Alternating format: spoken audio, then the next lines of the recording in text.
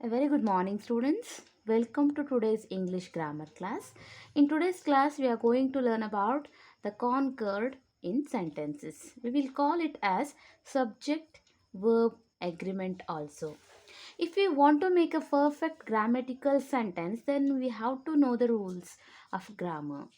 We have to write a correct subject and verb and the object to make a perfect sentence. So, before understanding about the conquered, let's know about subject. What is subject? Person, place, thing or idea that is doing or being something, or answer the question who is performing the action. What is subject means? Subject, students, the answer of question what is who is performing the action. For example, Arun plays cricket. Who is playing cricket here, students? Arun is playing cricket. So, Arun is the subject here. Understood? So, I hope you have understood what is subject. Okay. Now, what is verb? Verb is an action word, as you know. Action performed by the subject or state of being. Action which was performed by the subject is called verb. Okay, or answer the question what subject is performing, what the subject is performing. For example, Arun plays cricket. Here we understood, so Arun is the subject. Okay, in this sentence Arun is the subject. In this sentence, see here again that sentence only I have repeated for you. Arun plays cricket. What the subject is performing here? He is playing cricket. So he plays cricket. So here plays is the verb. Now we have understood about subject and verb. Now come for the definition of conquer. What is subject and verb agreement or the conquer? For making a sentence grammatically correct, a verb must agree with its subject in number. To make a perfect grammatical sentence, verb should agree with its subject in number.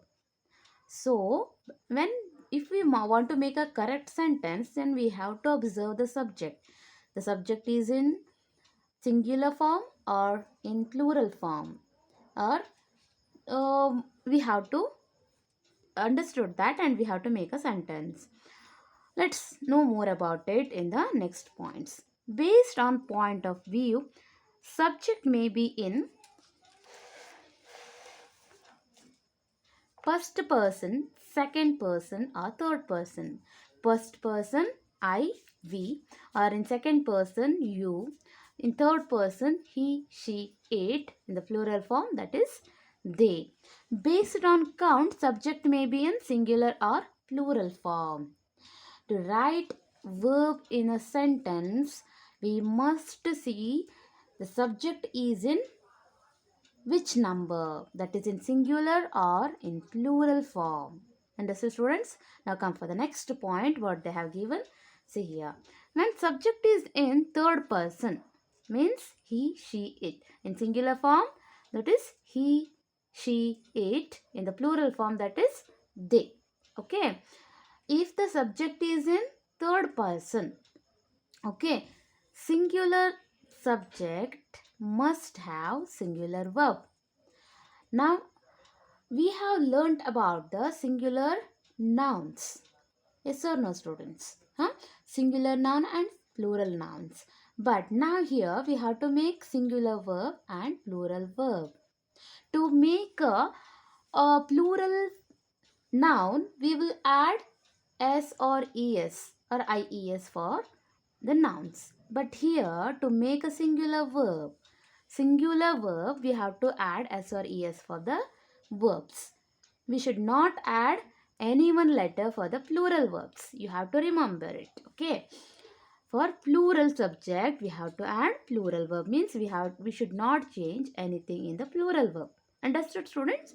For the singular subjects, we have to write singular verbs. Means we have to add yes or es for that verb. Okay. For plural subjects, we have to write plural verbs. Means we should not add anything for the verbs. Understood? This happens when the subject is in third person. Understood, students? Now come for the examples. Radha is in singular subject. Okay, understood, students? This is the singular subject. The verb should be in singular verb. Means Radha sings well. See, students, if the subject is singular, then verb should be singular. Means the verb must agree with its subject. Means that should understand about the number of subject, and that should be in singular here in the sentence. Okay, Radha sings well. They go to school. See here, they is in plural form. That's why we have written go here. We haven't written goes. Means here this is in plural form. That's why we have written go here. They go to school. Means it is in plural verb form. Understood, students? Basketball rolls across the floor. Rolls means basketball is only one basketball is there. That's why this is rolls. She does not play the game. Here, she does not. Does is the singular verb form. So, she does not. He never forgets his wallet. He never forgets. He is the singular subject here. So, we have written forgets. Singular verb form means, for the singular verb form, we will add s or es for the verbs. For the plural verb form, we will not add anything. If we want to write any sentences, correct grammatical sentence, then we have to think about the subject and the verb, the number of subject, and then we have to speak the verb. We have to add s or es when the subject is in singular form. We should not add anything for the verb when the subject is in plural form. In case that is in third person. Okay, now come for the next notes. Next point. Okay, for first and second person, there is no rule of singular subject and verb and plural subject and verb. This rules is not related to the first person and second persons. So here, first person singular is I and plural is we, and the second person singular is you and plural also you. For these two persons, these rules are not indicating. Understood, students? So here you see, for example, I read newspaper. There I is a singular subject as we know, but here we will give a special verb for this. Okay, this is in the first person. That's why we are not changing the verb as it is. We will write as I read newspaper. We are not adding any s or es for this verb. Understood? Then here we have a beautiful garden. Have. So for the plural verbs, we will plural subject, we will add have. So here we have written like this. You are my best friend. Here also we can see for first and second person, these all rules are not indicating, not related.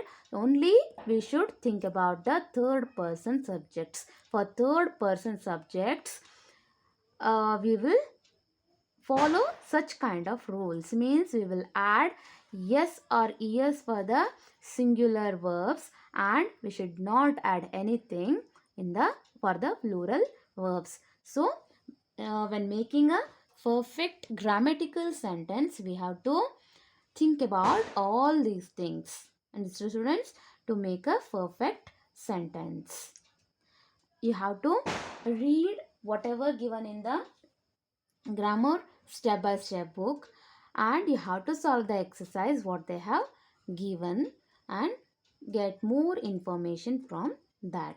Thank you so much, students.